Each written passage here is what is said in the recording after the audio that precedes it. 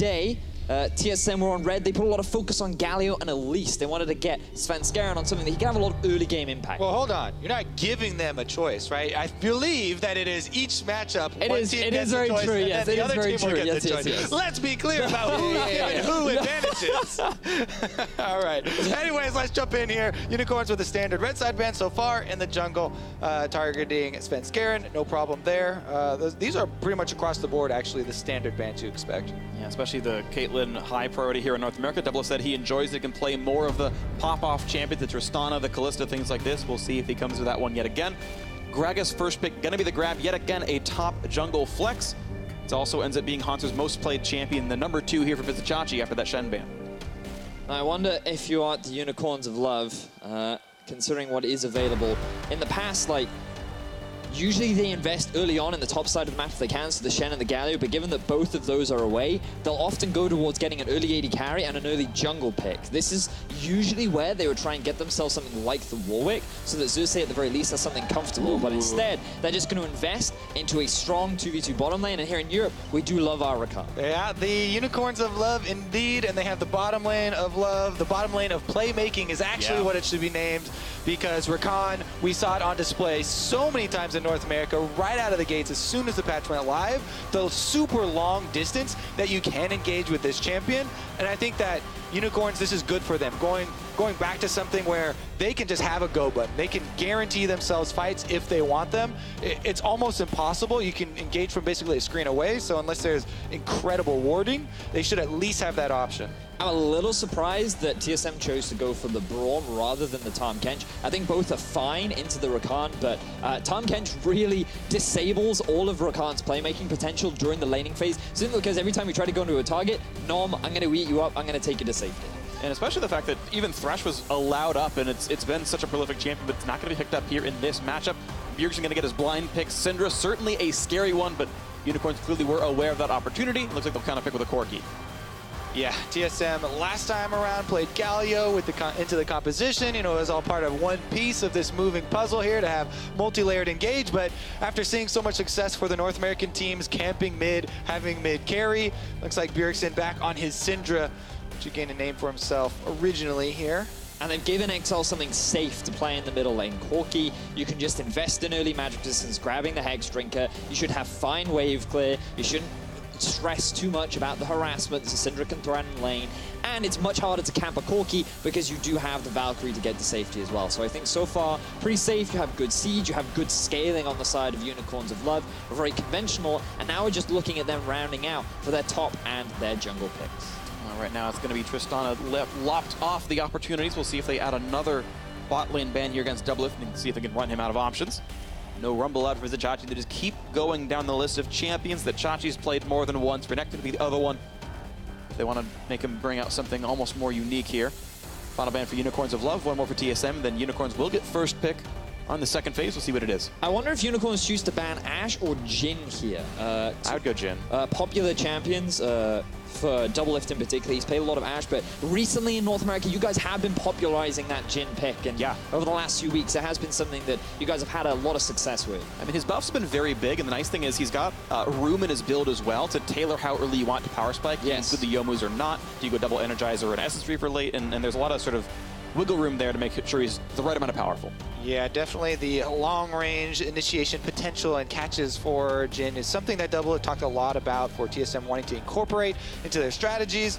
But then he said if they really wanted to win, they would default to Bjergsen in the mid lane on a DPS threat, you know, control mage type, and him as well on another DPS scaling AD carry. So they may very well just do that with a strong front line and try and play into the 5-on-5. I was just about to say, like, how much have you guys seen of Hecarim? Yes. Because he's a special of Zeus. He loves it into low mobility mid lane mages as well. Champions like Syndra around the level 6 mark. This guy, he's gonna stampede on your face. Actually, a bunch. I've been playing Hecarim ever since, you know, 7.13 came out with the new Cinder Hulk. It did tremendous things for Hecarim's clear. The biggest problem for him was always the mana early on, especially in the jungle, and not being able to clear. Oh, we're getting so much. Lock it in. We're getting Lock so much it if we in. wanted we're getting so much of what we wanted to see here. Stop it, Freak. We didn't talk about Gnar as well.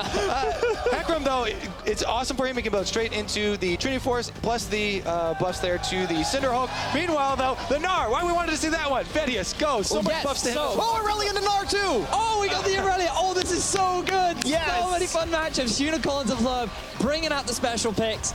We can talk. You know what? Let's save the matchup talk for when we get into game, Kobe. What do we think about these compositions? Because Unicorns of Love, to me, they actually have a great setup for 1-3-1, which goes against a little bit of what we're used to seeing from them. But I still feel like even though they have a 1-3-1, they're gonna go mid again. Yeah, well, if they do, it's gonna be rough. As long as the game is even, because TSM have huge team fight potential, and they kind of talked about wanting to default back to that style sometimes to be a bit more simple, a bit safer. Double lift on his pocket pick there with the last lock-in, with air quotes, by the way, with the Lucian, is definitely going to have a lot of mobility. The Braum, Gnar, and the Gragas are a tremendous front line for him to work around, so even the range, discrepancy isn't that big of a deal. This is going to be a fun one. Final notes from the coaches. We're going to see just which side comes out ahead as we close out day one of North America versus Europe. Rift Rivals 2017. The players and champions on your screen here. Vedius is jumping up and down with joy. I'm in a very similar boat right here. First, Irelia, I think we've seen in a lot of places. The Hecarim coming back in. If you're not Xerxes, you pretty much never see that champion at all. Gonna be so fun to watch as it comes in. I'm not him, and I see it all the time. You play solo queue. No one cares about your Diamond 1 solo queue. That's true. But he has had so much success on it. Xerxes undefeated so far on his Hecarim. Will invest in the early Trinity Force. Let's see how successful he is against TSM. And there is a misconception, I believe, around Hecarim. So many people always default to, oh man, you gotta farm on him forever. You wait till you get your Trinity Force. You can't do anything. But Ghost is actually a very powerful level 3 gank with Hecarim. Popping that, you can usually gain the advantage as far as summoner spells. The only problem is that his jungle can be exploited because the early blue buff is very important in being able to clear camps. And without that, you definitely expose a lot of your camps when going for gank. So most of the problem is, will the enemy jungler exploit you when you go for that gank? So you really do need it to be successful. Speaking of successful, the attempt at an invade, Biofrost throws a chair into some brush, and nothing comes in. Exile waiting around the wings. Exile, please, no. Do they know? It's not going to matter. Oh, it might. He went back to the right. He's been slowed. Lucian, one more hit will come in, and he's going to be okay. But he had to learn Valkyrie at level 1, which is bad. Yeah, learning Valkyrie level 1 isn't as bad as blowing your Flash level 1. Yeah, but it definitely is not the intended route here. Meanwhile, a ward on that blue buff I mentioned. Blue buff so important for Hecarim. Cannot state that enough, so maybe we'll see a TSM concentrated effort to go over there. And Xerxes looks like he feels it a bit. And so one of the other strengths of Hecarim I feel that he does have is his ability to counter gank too. The amount of mobility that he has and the way in which he can respond to a lot of the early setup that enemy junglers try to make is actually very effective, especially when he comes in at full health. So I think that he has early game potential, but his real strength does come in the mid to late game, where he can just charge onto the backline, very easily dive onto those low mobility carries and chunk him out of the fight. All right, so he's not going to have any chance of his blue buff taken away. I do like this, starting on the blue buff. Even though you give up the extra bonus experience on Raptors and all that, blah, blah, blah. Blah, blah, blah, blah. Very important for him to have that cooldown reduction in mana generation. Meanwhile, Spenskaren gets a very nice leash here. The super leash, quote-unquote, that we have seen so much recently, and we'll return back to the Raptor. So, we have the Hecarim chat. Let's talk about Irelia into Gnar, because as you rightly said, Kobe, we as a caster team were excited, and we thought we'd see way more Gnar in the meta because of the buffs, because he has more damage on his Q, the range in his Mega Gnar form on the E has been increased, and overall he just feels like a very strong top laner right now. So, one of the things why you see so much Irelia, classically into Gnar, is because Irelia is very good at abusing the mini form. Yeah. Actually on display right here. Timely trade there from Vizichachi. You can jump to the dying minion, which gives you a reset for your Q, and you can engage on him while he's in the squishy form, closing that distance. And the fact that he's trying to whittle you down with the boomerang and with those auto attacks only serves to your purposes of getting your stun off. Sven's got to be careful. Q could steal. He gets enough damage output of that one. Negative MR helping as well. Red buff is on it. Chachi is slow, gets a stun, but now he's got to run away. Q's to the scuttle. Smart play, and that might give him enough space as mid lane pressure in for Exile means Bjergsen can't show. Ooh, that does, reduce a little bit of that threat that he was building up in the top side, and Contracts will be able to clean up the Scuttle Crab as well. Nice trade from Bjergsen. Yeah, good damage out there. Got the cannon at least. But another great thing about Aurelia into Gnar as well is the fact that when you go into Mega Gnar, you get bonus health, which means that you're almost always guaranteed to get the stun off when he transforms into the big form, and you can just immediately disengage and just buy time when he's in that big scary form that you often want to avoid. And coming into the late game side lane threat as well, you have to be wary of when Hauntzer, if he decides to go for something like a Frozen Mallet, because Aurelia's biggest issue is if she fails the Q and it's on a massive cooldown, she can be very easily kited out. So that's just something that she has to respect as the game progresses. And a lot of it, whenever you have matchups that kind of depend on kill pressure, does also hinge on jungler intervention. Yes. So Aurelia is so good when you have jungler pressure because she can take the opportunity to close the gap kind of at a whim and go for the all-ins and go for the kills. If you're the one also controlling vision around that lane and have that jungler pressure, that can really swing the matchup. You know, get her that kill, feed her Trinity Force fuel that she needs, and get her to that burst point. Let's see who comes in next. Not going to be landed right there. Good damage on a Biofrost, but by putting the shield up, he cannot be rooted away by Samix, and so nice soft counter there. Braum into the Xayah.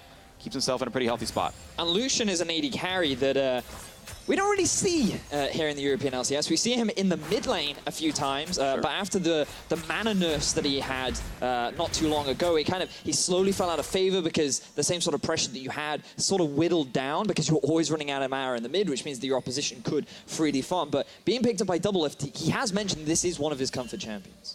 Yeah, it's very good. He considers it one of the pop-off champions. If he does well for himself, you'll see him keep going. Nice stun out from Bjergsen, really doing a great job with these trades. Exile, despite the Warlords, yeah, really getting pushed out in the sustain. Not enough to stay in lane, gonna get knocked out right here. All right, jungle control as well, pretty decent there. You need to have that vision. As we saw, that ward definitely did alert Xerxes to spend Scarin's position as well. And you still need to get the, Hunter's Potion, by the way, for your upgrade, especially if you are going to be giving over blue buffs. Nice attempt there, but again, Biofrost there for the shield in front. You really can never trade on the Marksman in a Braum lane as long as the support plays well. Biofrost did, and they're fine. And Doublelift's continually saving the dash for the engagement from Hylissang as soon as Rakan comes in. Dash just enough distance there to get out of knockups, usually. We'll see him keep trading blows, though. Of course, Hylissang doing a great job playing for trades, landing a lot of Qs right here, and really is playing quite nicely for himself. Semens gets a bit of a trade, and look, they are getting ship damage in. It's solid for Unicorns of Love. It's just equal farm with the bigger wave available to TSM. Yeah, one of the things that you'll see more and more on Rakan is this early coin start, and part of it is because of the early cooldown reduction that you get on the item, which means that you can be a little bit more aggressive, look for these trades, but also the amount of mana regeneration that you get back is actually insane because your mana costs are fairly high, which gives you a little bit more freedom. But we have to pay attention to this top lane because I can see both junglers hanging around. Well, here comes the jump on forward, but not ultis available, so not going to mean much. Yeah, I was thinking that they were going to time the jungler presence with the Mega Gnar transformation because it is telegraphed. You can see the bar charging up, and you would expect the Gnar to go in for those trades.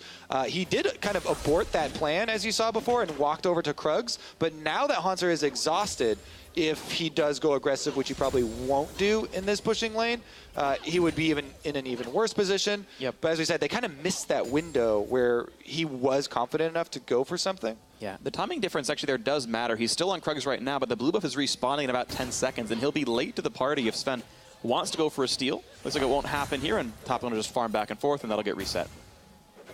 And in terms of how the early game has gone for both sides, things seem pretty even so far. Slight advantage for Doublelift down in the bottom lane, but that's because he got to stick around for an extra wave as Samix decided to go back. So in terms of itemization, things looking very even all across the board. Also, though, there is a large minion wave here for Aurelia to pick up, and she can CS under turret pretty effectively.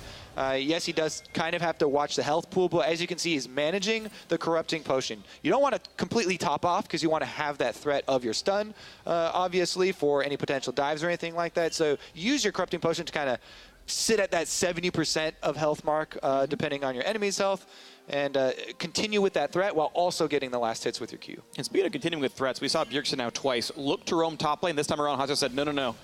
He's recalling, don't bother, just go back to your own lane. But Bjergsen has had lane priority for a while, and he's threatened roam several times now. Yeah. And a stun. They stopped Valkyrie with that one. Good damage out of the Q. Thanks to the Null Magic Mantle. Exile pretty tanky, but he might QR onto this. Look for a bit more damage. He is. Should survive it. Null Magic Mantle again at work. Health Potion, or sorry, Ruby Crystal there at work as well. So Exile itemizing properly to not die here. Very much a pressure play to try and force Exile back. He does have the Doran Shield, and he's relying on health pots. As we see another engage in the bottom lane. 2v3 for this one, looking for the tackle, gets a bit of damage in a Biofrost now. Will he go for the hard charge in a Biofrost, and he won't go for it? Brom's going to stay alive. Yeah, good split there on the wall, and they kind of use the bull rider technique there. For, Double lift waves the flag.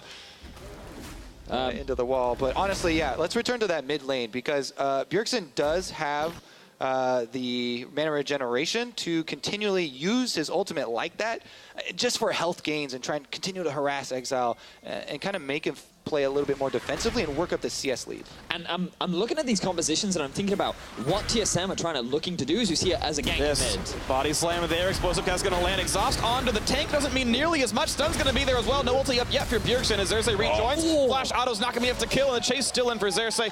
Not going to go for the full kill. No ulti used. And this is the power of the counter gank from Xerxes, who's in the bottom side of the map. All in happens top. He's got a lot of damage here on a Hansu. He's trying to hook the but not going to get it. First blood, solo kill in the top lane. The counter pick pays off. As soon as he sees the jungler, there's that engagement. The burst potential we talk about is Trinity Force is completed on the last back, immediately takes advantage and gets the kill. Vizicachi, Spring Split MVP, gets the solo kill down onto Hansa, on Irelia, into Gnar. European fans are super hyped right now. Yes, you are.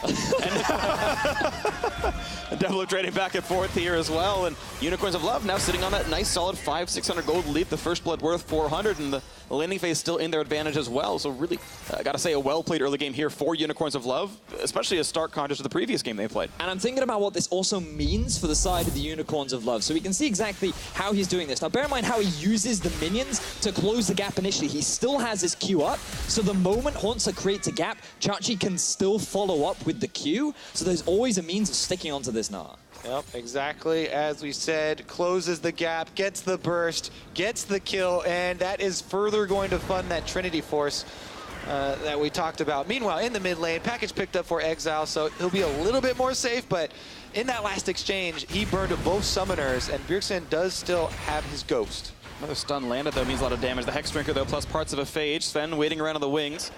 There's no jungler on the bottom side, but he might have gotten spotted by a controller even walking in the first place. And they will walk back and forth. And yep, Sven spotted. Doesn't go through that brush, though.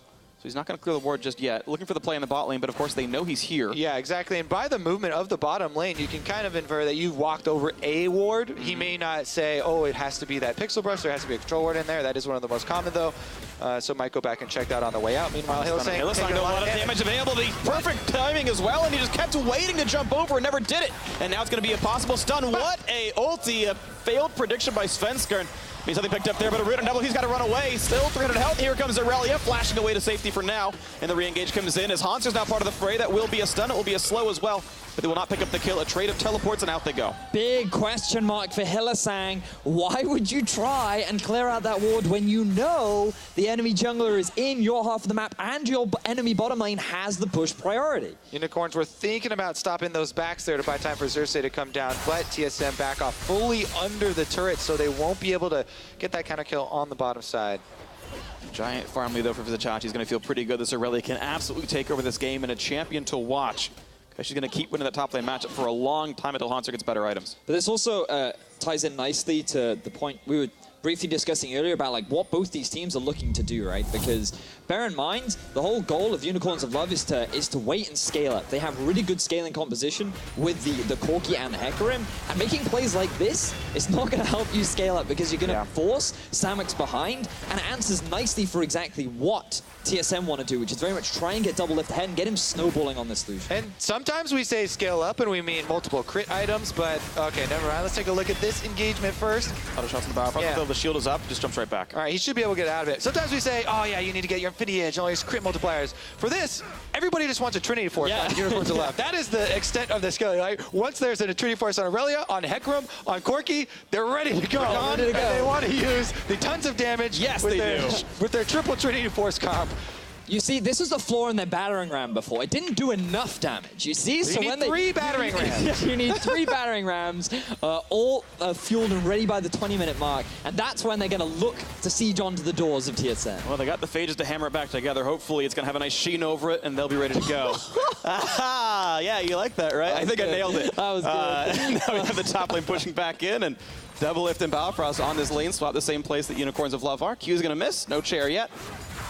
And only +3 farm there right now for Double, still waiting to scale up with his own Essence Reaver. Meanwhile, we've got Xerxes waiting for a counter gank there, backed by Krugs. Efficient setup, and might go more offensive. Doublelift and Bio are going to see him a little bit late. Here comes the pony. The flash, the charm, everything's there. Now Double forced to run away, but he's not long for the world, and Xerxes picks that one up. And knockup for Biofrost not going to be much either as the chase continues, looking for the next chance. The flash over to safety, Biofrost going to get away, but 2-1 UOL. That's top side, though. TSM should be able to take objective top, bottom side, and they do just jump on that Drake. Doublelift, however, dying, plus the flash of Biofrost and turret damage here. That's going to be a lot. But thanks to that early kill, Xerxes now poised and ready to get that Trinity Force spike. Aurelia's already completed hers as well. UOL reaching the point in the game where they're poised and ready as Bjergsen goes for an all-in. No mana for any sort of movement here from Exile. Exhaust really, really late, but Hextrigger still pops and it forces the flash, so double summoners out. He's but going. Bjergsen is ghosted. He's going to flash for the QE. One more couple of shots will do it. The W's going to land. One more Q. There it is, and Bjergsen knew there was no way back out for Exile. The late exhaust certainly meant a lot because almost none of the damage is blocked. Takes him a bit longer, but Exile eventually does go down in the 1v1. That whole time, though, as we said, the turret objective still taken for Unicorns of Love, so they got that first turret bonus. Bjergsen now might be it. Chachi can't stun unless he takes some damage here. Forces the run, though. Did have the flash, thought he might go for a play, instead decides not to. But I think the big mistake there from Exile was the fact that he tried to stick around without having enough mana to try and trade back against Bjergsen, because Bjergsen, he invested a lot, but now we see a lot of investment from TSM at the top side of the map. Oh, Biofrost finds himself. Samix doubles in there as well. The flash is already down, and there's no quite way out. Looks like the call is to back up because the rest of the team is coming. Here's Hylissang. You've got the rest of the squad nearby as well. Xerxes was walking back up. 3 in the tri-brush, looking for that top lane turret. Just maybe they're going to find Hylissang one more time. They're going to find Xerxes. Body slam's going to land. Explosive cast. Not going to land in time. Xerxes was able to get the ulti across, but they found a slow into Exile as Bjergsen forced a kite back. Package keeps him to safe, though. Pretty good trade there from Exile, actually, chunking down Bjergsen and knowing that he has the uninterruptible package to be able to get him back out of there. That should give them a bit of an edge here on the mid lane push. Out they go. Hylissang going to get slowed down and find himself Svenskar. And it looks like, again, the Gragas is all going Runic Echoes here. All right, they're collapsing here with the extra Trinity forces of Hecarim and Aurelia from the bottom side. TSM have to be a bit wary. They don't have Doublelift with them. They're going to find the Charm of the knock of the quickness, going to find a third as well. They're going to look for the dive, and they might just have it as a Chachi with the ulti. Gets one final shot down, and Bjergsen takes him out in the mid lane. Sven going to fall as well. Now Hanser is Megadar, finds one, gets Exile. They're going to get a second as well. The turnaround from the tanks. It's 2 down on both sides. And Doublelift is coming down the river. He's walking over Vision, though, and you can sync up your recall, so no problem there. And both of them are out of there. And TSM, they respond beautifully to the way in which UOL tried to dive. I feel like they read the play very early on. They could clearly see what was going to happen. They know that Unicorns of Love want to try and utilize this power spike, and you can see the Nah, he's sitting, he's ready to come in from the bottom lane. The TP immediately, the moment that engage comes out from Hylissang, Haunts is ready to join the fray. He comes in a little later than he would have liked, but there's 2 members so deep behind the turrets that it's easy for him to then clean. That's the key. They were so deep there. Samix was tanking the turret. He took 3 shots and never got to get past the front turret with the dive. Nobody, tanky enough to actually face tank that one, so they're completely split up. They got locked down with the teleport, and even though teleport is a big cooldown and that's important, the flash engage from Rakan is also important. He didn't actually have to use flash in that one, though. It was someone else's that he went off of. Yeah, still diving in there with the rest of the teammates feels pretty good. And it looks like TSM looking for a little cheeky push, and Hylissang keeps cutting back and forth. Mobies will help him dodge, and out he goes. So if we could just toggle the vision that TSM have right now, they've invested a huge amount around the Rift Herald along with just the top side of the jungle. Their whole goal is to either get this top tier 1 tower or to invest in trying to get that early Rift Herald, because with it, you have to recognize that their siege is not the strongest. They have a lot of pick potential with the Syndra, but the range and ability to get close to the towers is actually quite short, which means that every time they get close, there's a huge risk of a Hecarim engaging on you or the Rakan. So having that Rift Herald will enable their siege to break through these tier 1 towers. Worth pointing out, though, TP advantage for Chachi, who's already winning his lane in the first place. One more shot, I'll do it, and Hanser took so long trying to fight him back. Doesn't come through. Chachi with his 2nd solo kill of the laning phase. He continues to not give enough room to this Aurelia, and even after he's been solo killed once due to the burst, after the Trinity Force is completed, TSM goes offensive in the mid lane, though they have to worry about being collapsed upon. Well, TP still is available to Chachi, though ulti down might not really matter, but so far it's not going to be a play as Samix himself is far away. The big knockback is there, and they found Xerxes. The flash into the turret, it's going to be double looking for one more, just barely. Gets the duel, wins it out in the end. Mid lane going to fall as well, and TSM in a 4v5 get the dive. Another great play from TSM. They identify that it's only Exile and Xerxes in the middle lane. Xerxes is very squishy this early on into the game by going for the early training force, which means that with 4 members at a Syndra, they feel more than happy to go for that dive, get the kills, and break down that tier 1. And remember that TSM have built their team for 5-on-5 team fighting. So if they commit to your turret push like that, you have to respect the dive. You have to know that they're actually the ones using the battering ram style this time around. They're looking for a 5-on-5 to fight you straight up. And really good engagement and tower dive there from TSM to take that opportunity. UOL stepping up a bit close. Svenskeren following up on Bjergsen's stun.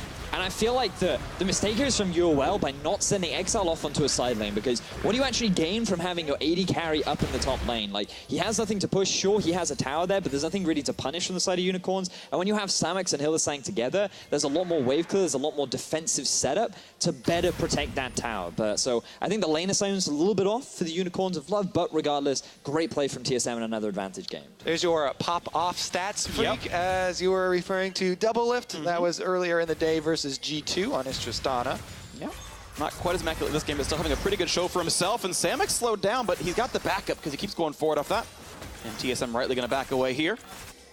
So I'm looking at other possibilities for both these teams now, because the whole goal now for both Xerxes and Vizichachi, I feel, should be to get tankier, and you then shift your damage towards your mid lane and your AD carry with the Corki. You do have good scaling because you expect him to go towards the Infinity Edge and then the Rapid Fire and the Static Shiv. And for Samix, he's going for the full crit build with the Essence Reaver, the Eye Edge, and Static, maybe Rapid Fire, maybe even Phantom Dancer if he wants a little bit more survivability. So I want to see tanky stats now from the jungle. On Hecarim, you almost always build full tank after your Trinity Force, unless you're in solo queue. Yes, Freak, like me, you want to go Yomu's and you want to one-shot people. It does feel good. With that. But as we said, TSM are building for that 5-on-5, so you kind of have to make a choice. Do you want to keep Aurelia split pushing in the side lane for that side lane pressure to gain the setup and gain that vision? And you're actually talking about Zeal items, Andy, but I actually think Hurricane is the right choice here for Samix on the Xayah because it's a triple tank composition. You're actually going to hit all of them, and even if the passer gets blocked by Braum, you'll just multi-hit Braum and kill him faster. I actually, against tank teams, I actually really want to see Hurricane because you need to multiply that damage and keep up with what TSM is putting out here and cut through the front line. But we'll see if all they need is wave clear because they're going to win through Chachi, right? If Chachi's going to win the game 1v9 by split pushing, then all you want is Shiv for wave clear to let him win the game for you. The thing is, though, the only way in which you're going to win on the side lane is if UOL can hold off the other 4, maybe even 5 members as the group. And we talked a lot about the battering ram and how the fact that TSM, they're all about trying to just run down mid themselves and try and force fights. If UOL cannot hold them off and instead try and use the Aurelia to actually come into the fray, that's actually a big opportunity for TSM to then swing a lot of these mid-game advantages in their favor. So Phantom Knight's going to be the choice for him, actually. More dueling power to make sure he doesn't get 1v1 by Doublelift or Bjergsen, and it has its own merits, of course. Doublelift himself going Rapid Fire Cannon, which I like as a slightly winning team and helps you push into those fights a little bit faster. I don't think they're really going to lack for damage. I think that was a good choice. Hanser now going to kite away. He's Mega Gnar and says, yeah, I'm going to hide. Vizichachi might try to kill me, and he doesn't have great wave clear just yet. Commence to the top side, the damage is going to be nothing, and you can see that Samix, when he's not very heavily contested, can wave clear just fine with his Xayah. Yeah, I do like the thing around Rapid Fire Cannon as far as getting the extra range for your pot shots you want to take on the turret to get that little bit of damage and whittle down and get a bit more pressure when you're grouping up in the 5v5. You can, here we go for the engage. A big knockup's going to be there. Svenskeren dropped pretty low for himself, gets a quick shield, tries to flash away, but here comes the charge back in for Xerxes. Gets the fear, but he's got enough teammates. That ulti means absolutely nothing. On double stun into Bjergsen, Exile's going to be a bit careful, has the Mega, and is just going to pop a quick Valkyrie or package to get out of that one. He's going to kite back a slow, and Hylissang could be a bit dangerous, trying to jump in, and he's stunned, so he can't join the recall just yet. Flashing, but maybe what for is the Summon Heal not going to buy him enough time. Kill picked up. Here comes Featherstorm, and not going to pull them back in the Blade Caller just yet. Now the tackle back into the turret. Blade Caller not going to land. Still cutting back. Kill kind of comes through to Vizichachi. Rejoining the fight, his 4th kill of the game. What a split call from TSM there. They were literally all together 4-man, and Bjergsen's walking back to the mid lane while Doublelift is going for this dive because he, caught out Hylissang. In the end, they do get collapsed on and do get traded on. I think that was a bit of miscommunication maybe. In the end, they still get the turret, they get the kill, they get the pressure. It wasn't disastrous. Could have been a bit cleaner though. But think about what UOL gained off the back of that too. Chachi, he picks up another kill. UOL, they're able to take down that mid tier 1 as well because Bjergsen, he tried to join the fray in the top side of the map. So Unicorns, they're constantly answering these plays that TSM make, and I agree. I feel like the TSM, they weren't entirely on the same page. They could have been happy with the harassment that they got down, but it felt like they wanted to try and get this teleport out from Chachi so that they had an advantage to play around. But Hunter, he still TB'd in just at the very end of the fight where he could have no real value. See what comes in next for this one. The TP traded at least in the very two of them, and that's almost a positive for TSM, though, to trade teleports and have them be down because it means the map is going to be a bit more split up. They can't call their top laners back into the fight. Hanser has to leave and walk over if he wants the team fight, which will give time to visit Chachi. Blade of the Ruin King done. Merc treads in, now building towards tank stats with that Ruby Crystal. Righteous Glory in for Sven. You talked again about it being split push versus team fight. Sven needing to start these out with the Righteous Glory. Well, Biofrost found out that puts the shield up. He's got to buy a bit of time. Ulti is, I believe, not quite available for a few more seconds. Actually, Xerxes forced to jump away with his own. The Onslaught of Shadows. Onslaught of Retreat here for this. Sven still holding the front line. Hylissang cutting back and forth, waiting for his chance to jump. Gets away from the stun. And look, Unicorns of Love, they're grouping up as a 5. The Aurelians here with the team. Very classic Unicorns of Love style, but they're the ones being pushed back. Yeah. Gonna be knocked back, though. They're gonna find Rakan. He's got no way out. Hylissang gonna get shut down by Doublelift, his 3rd kill. I mean, you have an Aurelia that has that guaranteed advantage. Right now, though, TSM, group up S5, use the composition to just straight brute force down mid lane. The Trebuchet is going to knock down more of the castle walls as mid lane 2-2 going to fall. They found the stun. They found the Mega Gnar. They're going to find 2 more kills. Why even bother defending Unicorns of Love? Terrible at ARM in this game. I mean, you're looking at the forms of engage that they have with all the Gragas, the Gnar, the Braum as well, and they're effortlessly used at these turrets over and over again to grab kills. Now it's onto the Baron though, and there is a chance for Xerxes to try and get in there. But with the battering ram broken, he can't break down any of the walls. There's no way to jump over the freight train without an ultimate right now. No more battering rams, okay? We're done with the rams. They found the stun though, and Chachi has been taken down from long range, and 1,000 health left on the Baron. Sven does have Smite. There's no way about it. He's going to grab that one cleanly. TSM in complete control of this game. One more attack would stun Xerxes. They're not going to find it. And it's just so typical of the Unicorns of Love when they have a perfect opportunity to set up the 1-3-1. They group up mid, or rather in the river, and they try to find some kind of fight or opportunity or pick. And you can just see that at this point, like, there's no ultimate available for the Hecarim. Their main engage tool is gone. Because they've split up and Xayah is going through the jungle, Hylissang just gets caught out and he can't be used to start a fight either. So TSM, they have nothing to be afraid of. And rather than concede the tower, UOL still tried to fight. And then you get this beautiful engage off the back of TSM. Yeah, Hanser able to get in there with the Gnar. Oh, double stun into the wall. Svenskeren had his engagement earlier, and TSM able to use their 5-on-5 with Baron buff now to threaten turrets. They're going to be very threatening here in this one. 26 minutes in, not quite going to find the stun. They will get a slow, but he's able to jump back here to Samix. Hylissang going to stay safe for now, but running out of tools. This will be a destroyed turret. 5-3 the turret score here. 2 Drakes picked up, a 3rd one spawning in 15 seconds. That will be lower down on the priority list right now as the mid lane is under fire, and Hanser trying to run away, but he's not going to be able to easily. Flashes to get away from Onslaught of Shadows. And able to get a hook shield from Biofrost to stay safe. Now the re-engage. They found one. They found a slow. Visit Chachi running out of health, and Biofrost with the steel chair takes him out. 2 for 0 so far. The escape again for Exile. The package going to buy only a few seconds of time as mid lane inhibitor turret going to fall. 5v3 for TSM, still with the Baron buff. And TSM, they're just so effectively snowballing this lead. They have all 5 members alive. There's no support, no top laner for UOL. And TSM, they are not stopping. Looking to take down the turrets right now. The stone crumbling in front of them, turning UOL into firewood. As they're going to knock down one more Nexus turret. As soon as they put the attacks in, they force Exile back onto the fountain after Valkyrie, and Biofrost not even taking any damage anymore. Hanser cutting back and forth. Wants to kill Samix, can't quite get it. But looking for the side here, and this one is Hecarim kiting back and forth, looking for the play. No turrets left alive. Can the defenders and teammates are respawning. Xerxes gonna take some damage. Look for the knockup. They're trying to take down Hanser, but they can't quite do it. Now 4v5 as Chachi respawns into this one, looking for the play of Rampage for Doublelift. 3 kills already coming into this one. Can Chachi get anything done? It looks like he cannot. The team staying alive. All 5 of TSM are there, and there's no opposition left. A quadra kill for Bjergsen. Megan' triumphant return to Europe as TSM going to make it happen. 18-6, waiting in the fountain, letting minions do the dirty work. And that's GG. TSM 2-0, North America up 4-2. TSM themselves undefeated here at Rift Rivals after day number 1. Really strong mid-game showing there, and Unicorns of Love could not take advantage of the Aurelia.